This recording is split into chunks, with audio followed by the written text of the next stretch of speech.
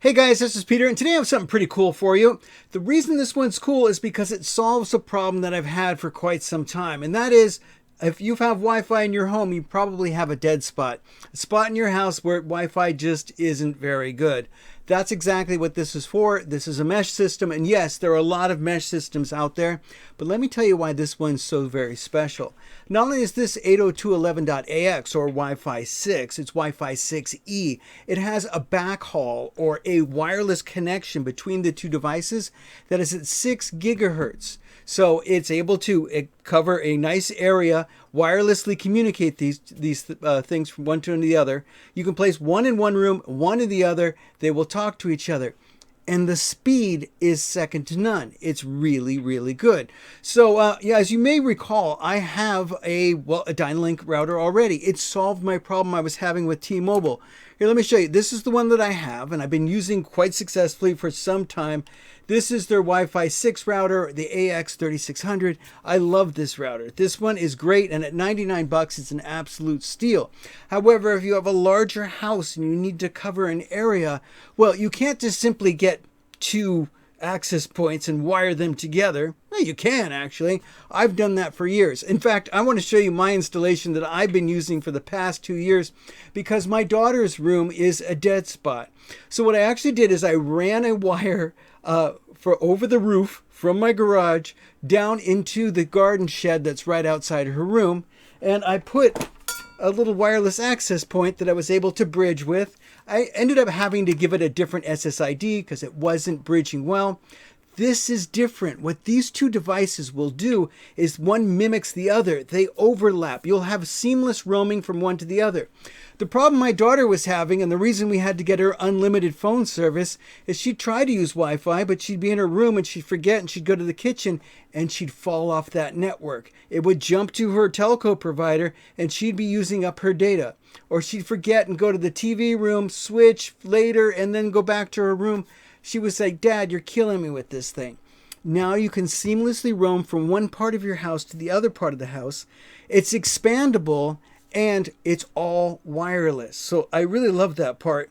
And I got to say, Dynalink has done an awesome job making the setup super easy. I'm going to put up a number of screenshots that show how easy it is. It starts by downloading an app on your phone.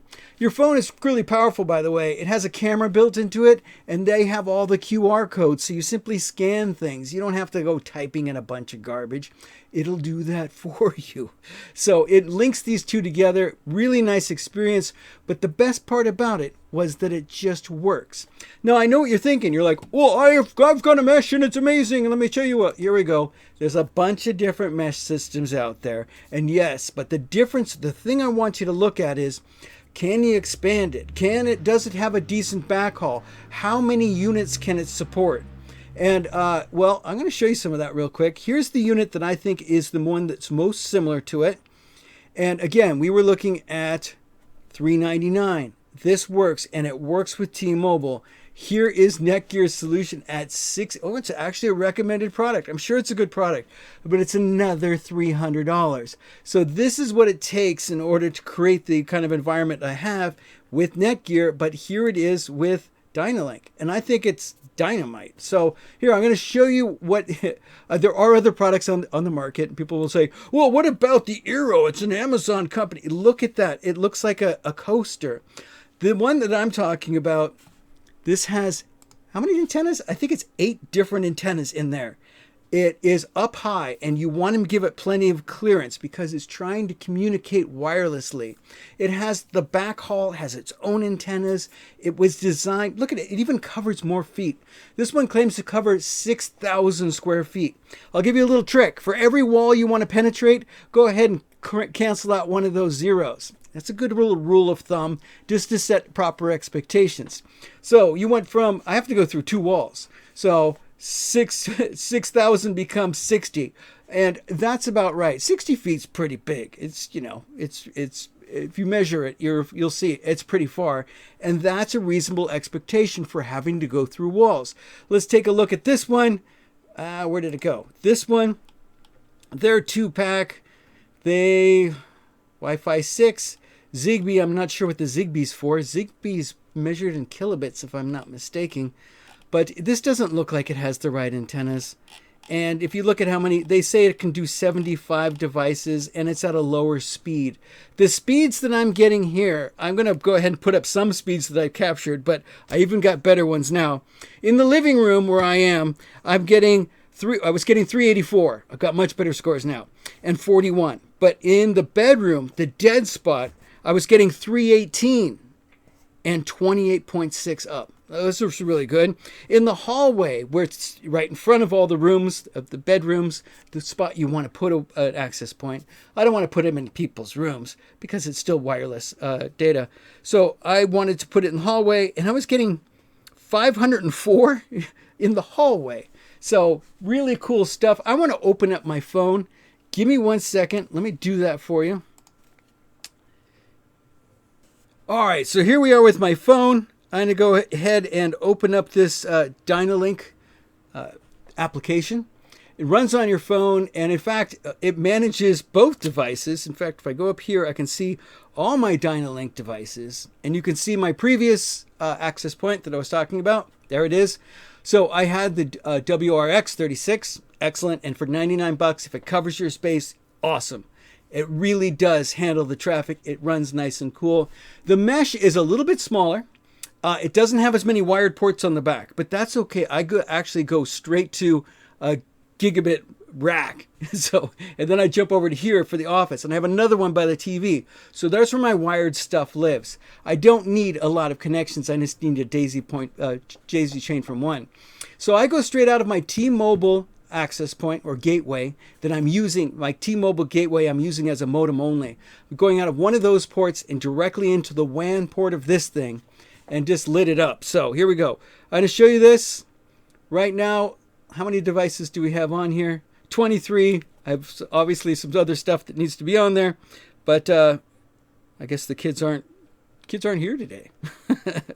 So you can see all the different Wi-Fi devices. I see my Roku stream bar. If you didn't see my video on that, absolutely amazing. We absolutely love that thing. So you can see what's on 5G, what's on 4G. There's good parental controls. You can set times really easy with this. But the coolest part is, where is that part? It shows me the health of my Wi-Fi. Let me jump right to there.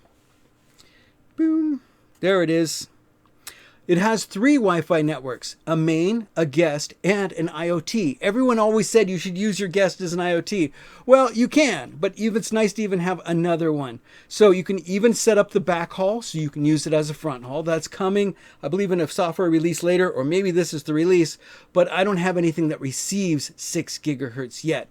Now, here's a little pro tip for you. I created my network name exactly the same as my previous network name, so when I unplug the router, everything reconnected nicely. I gave it the exact same password. Watch out for spaces, watch out for capital letters. So if you respect the capitalization, the spacing, and all of that, and you give it the same password with the same capitalization, everything will just see it and go, oh, I see my network again. It's okay that you switch. So that's really cool. All right, so here's what I wanted to show you. So here's my family room router, and you can see it's plugged in by Ethernet. That's how it's getting its internet. And it's communicating to the one in the hallway. And that is, well, you can see it's getting excellent signal. When I was first set it up, I'll show you a graphic on the screen. I wasn't respecting the distance rules. I had things on both sides of it. It was sitting, in fact, on top of my washing machine with stuff on both sides. But you can imagine if you were at a concert and someone put something on both sides of you, even though it's not touching your ears, it's attenuating the sound. And basically what Wi-Fi is sound you can't hear. So get your device up. I turned one of those baskets sideways. I stuck it on top, and look, I'm getting full bars now. And now I'm getting 504 megabit in the hallway. So this is exactly what we want. My daughter said to me, she goes, Dad, why didn't you do this a long time ago? I've been struggling for a long time. I'd probably have better grades if you had done this before. So there you go. If you want your kids out of their rooms, this is a terrible way to do it. You should have one Wi-Fi in the center. But if you want to enable your house to have full Wi-Fi, this is fantastic. I'm a big fan of this. I think it's great. The only thing I wish about it, I wish it did have more ports on the back, because sometimes I like to port stuff in, but to be realistic, wherever I'm going to put this, putting a little hub next to it is exactly what I'd want to do anyway. I'd have one port to plug in, or if I want to do multiple, I want to go out to a hub anyway. So this has been super neat. I love the app, but you can't do everything on the app. For example, I want to change my MTU size to match the telco providers. So for T-Mobile, that means a packet size of not 1,500 bytes, but 1,420 bytes. So here's where I have to go to do that. You go to your web console. I'm going to move this out of my way. My web console shows me the same data, shows me even more data. If I go to network and WAN, I'm able to set up everything, including the 1420 is what I changed my MTU size for. It had it automatic and it was 1,500 because that's what it sees all the PCs putting out. But you want to go ahead and say no to automatic, put in your own MTU, you got 1420. It's going to do two things for you. It should make your network a little bit faster, but more importantly, it makes it a lot more stable. People have often said, you know, I love the T-Mobile. It seems great, but I have to boot it once a day. That's what you're probably dealing with here. So let's see, what do I want to go to? 192.168.12.1. That is your T-Mobile interface. Because you can see I've been up for 30 days, almost 31 days, a full month without rebooting it. And let me show you just a speed test on both of these devices real quick. So here's my desktop. Let's give it a go. Boom. I'm going to show you my phone, both on Wi-Fi. All right, so, come on.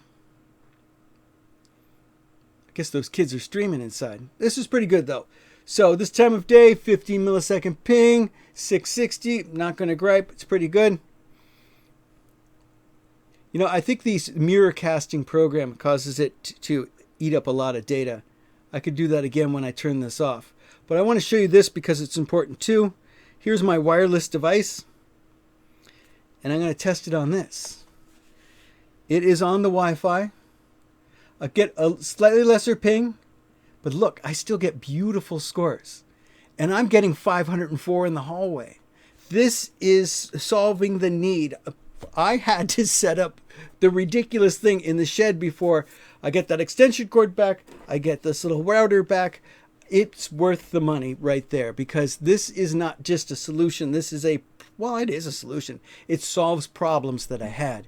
If you have a dead spot in your home, you got to get one of these because this absolutely works. Anyway, guys, well, your other option is to get something like this. I'm sure is absolutely amazing as well. But you could save yourself $300 and give this a try. You won't be sad. Anyway, guys, there you go. I'm going to keep this up because it makes my T-Mobile work absolutely beautiful. As you can see, this is T-Mobile that I'm running on here, is it not? I guess I have to click on the phone. Yeah, it's testing my T-Mobile. It's testing it over Wi-Fi. And it's the right network. And it just works. Boom.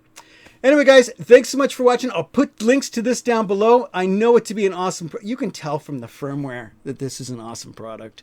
And you could tell by its predecessor that this is an awesome product. This company knows what they're doing. And take a look down below and look for a link. See you in the next one.